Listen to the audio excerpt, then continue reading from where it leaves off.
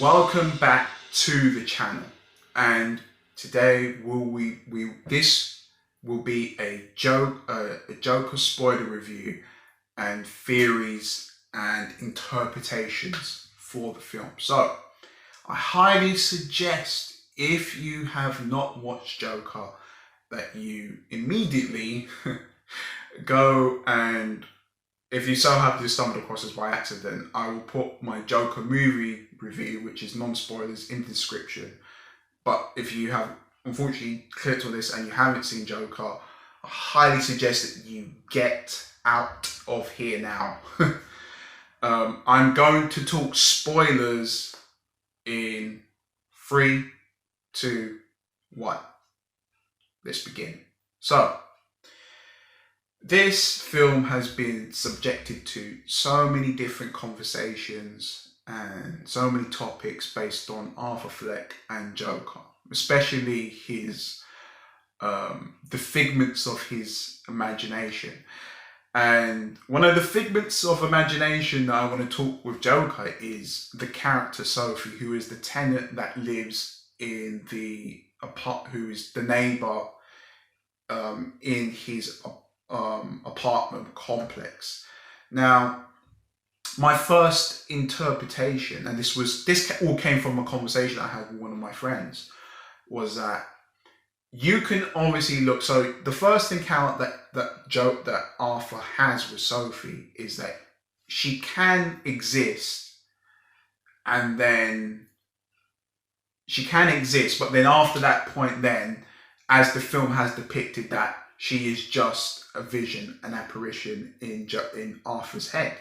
The second one is that she does not exist whatsoever throughout the film, and it's just somebody that Joker is managing, you know. And number 3 would be. And number 3 is the interpretation is what could have happened if Joker had somebody, aka Sophie, if there was actually a person that actually cared for him. Because if he had someone that had cared for him, which could have been Sophie, too bad she wasn't real, that he maybe would have not gone on to do what he did, especially in the last 20 minutes of the film. Now, which is really sad when you come to it, and that's been my own perspective, my interpretation. So let's now. I genuinely believe that. I really do believe that Thomas Wayne is the dad to Arthur. Now, and I think where all the signals really take place is when Arthur obviously goes to the Wayne mansion. And I just felt that Bruce's reaction to a random guy out of the blue was just kind of strange, because you would think that someone that's in the public eye, with how big the Waynes are in the public eye, that they would, as soon as they get home, that they're going to want to have nothing to do with the outside world. They don't want to deal with paparazzi. They don't want to deal with outsiders, journalists, or any of that crap, news reporters or anything. They want to have their private time in their life. So so when Bruce takes a decision just to walk to the gate and have an altercation with a moment with Arthur, I was like, there's something weird about this. To me, like, I felt there's something really uncanny about this, you know. And I mean, physically they look the same, and it, you know, no kid just walks up to any stranger. So I felt like as if they had a connection, and it was like as if they had known each other their entire life. That's what I took from it. And another thing, so there's that whole situation that takes place there. Um, Another thing is the way that they shot the subway scene. Now, there's something so disturbing about the way that that moment was shot with the cinematography. Usually, when you see like in films, when there's a defining moment of a character, whether they be an anti-hero, protagonist, or antagonist, or it's a big defining moment, is that you usually get something that's called like an insert shot of an item before they use it, or before or it's a moment of triumphant for them, a moment of euphoria. But what's so frigging disturbing is that I genuinely didn't believe that Arthur was going to shoot those three people on the subway, because we'd always seen him as a kind of somewhat as like a feral, timid, broken man that can't defend himself. So when that moment happens, it's like, holy fucking shit. Shoots one guy in the fucking chest, blows the other guy's head off. I'm like, and what made it disturbing is that the camera was not focused on Arthur, it was focused on the three of them. And next thing you know, you just see bang, and the camera's just on the three of them. And you're thinking, whoa, what's happening? And it reverts back that, Arthur's shooting them. And, I mean, he was, in some regard, you could say that he was defending himself. And a lot of people suggest that had Arthur not been on the subway, that the lady that was sitting, she would have been assaulted in some regard. Another big pivotal moment was when the worker, that the lady that's been working with Arthur to improve his mental health, when the government decided to cut the funding for his prescriptions and his drugs, I couldn't believe that this woman just said, well, that's it, I can't refer you to anyone else, and that was it. And I think that this all plays into Arthur, in the sense that he was starting to see the bigger picture. He was saying, you don't really care about me, you never listen. And that the scene that happened therefore after, they perfectly explained that Arthur was right the entire time. That was heartbreaking. So after then, what do you expect? You then got a mentally ill guy roaming the streets off his medication. It's just absolutely insane. And then what's another moment? There's so many great moments in this film, guys. The film is riveting. Okay, this is it. And this plays into the whole psychosis of Joker. What makes the subway in general, and the dancing, and after that, it's a well-known thing that's known through science, and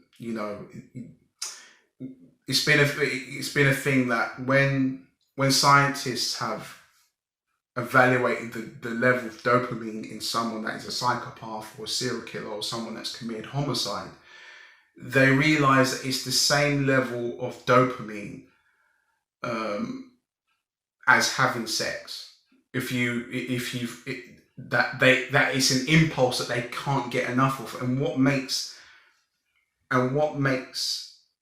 the whole bathroom scene, and then Arthur then going to see Sophie, is that, in a sense, the film is trying to say that he is actually getting off on this kill, on these 3 kills that he's committed, and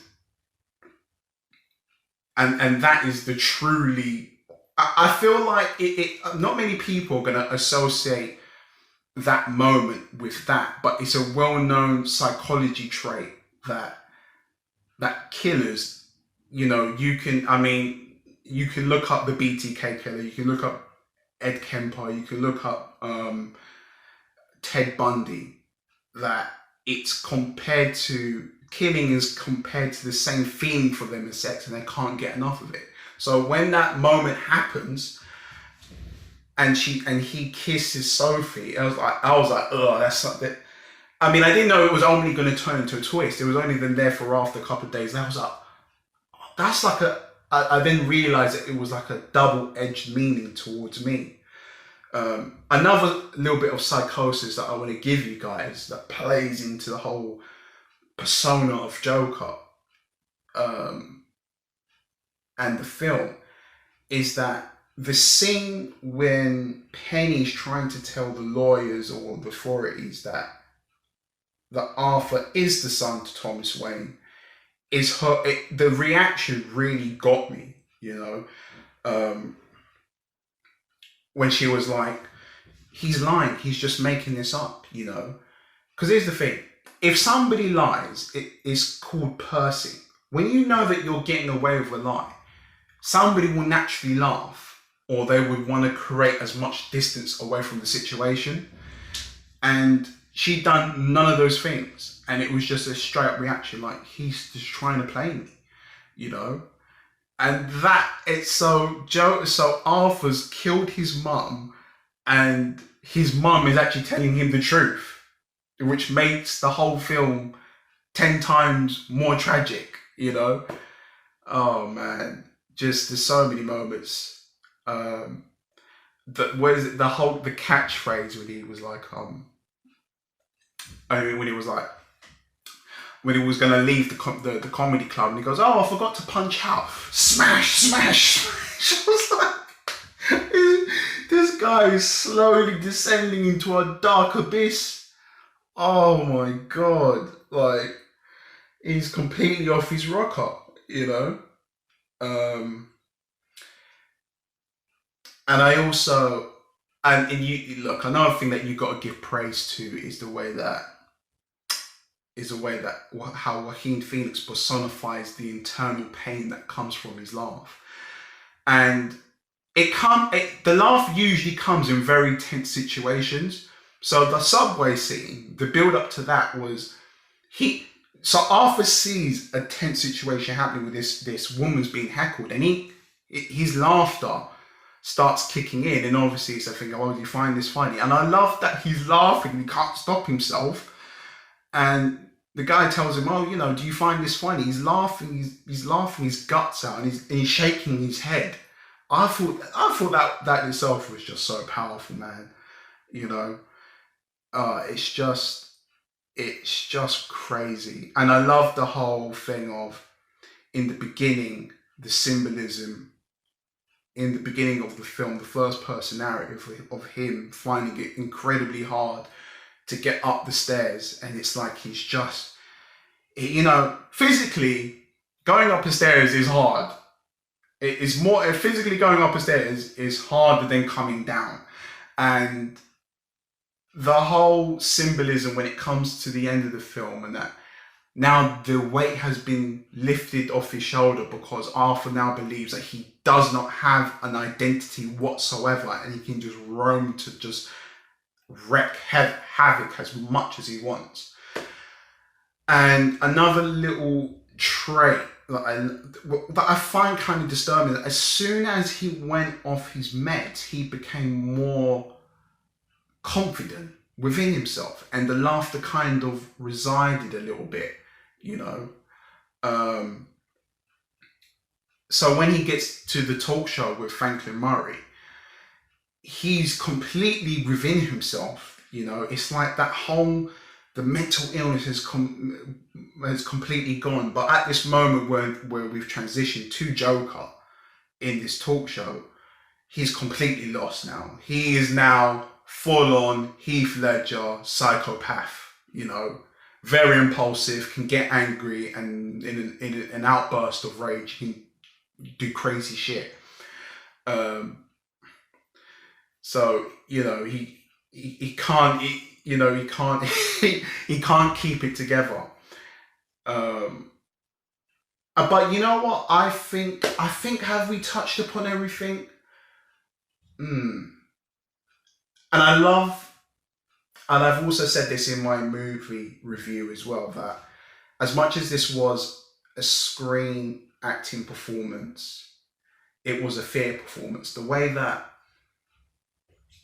Joaquin Phoenix used his range, um, from the camera, and how minimal can he get, how big can he use his body, and therefore, and what also makes Joker great is that this can be multiple choice. You can believe that this story connects um, to Heath Ledger's story, or it can connect to Jared Leto's story, or it can connect to Mark Hamill, because the way that Joker is depicted in this film is like somewhat of like an activist that uprised the kind of the inner swelling of Gotham, the rejects to feel as if they have a belonging in society, and I generally, because of this, I don't generally believe, because there's somewhat of some talk, maybe a sequel. I don't think that would be the best idea. I would like to believe that Joker was the activist and the catalyst to upbring people that felt as if they had flawed characteristics that resembled and were similar to Arthur Fleck as Joker. So I think I've touched upon mostly everything. Joker was a shockingly, shell-shockingly riveting film. I believe it's film of the decade. I believe that Todd Phillips, Joaquin Phoenix, composer for this score, they deserve all the Oscars, but we're going to see how it plays out. I personally think that this film is the best film I've seen within the last 10 years. And I go to cinema a lot, and this film is just something else. Storytelling, first person narrative, everything, the three-dimensional characters, it's just all amazing. So yeah, click here if you want to see more. I will be doing a Ready or Not movie review very soon. But yeah, as always, thank you for your support. Like, comment, subscribe. I'll see you in the next one.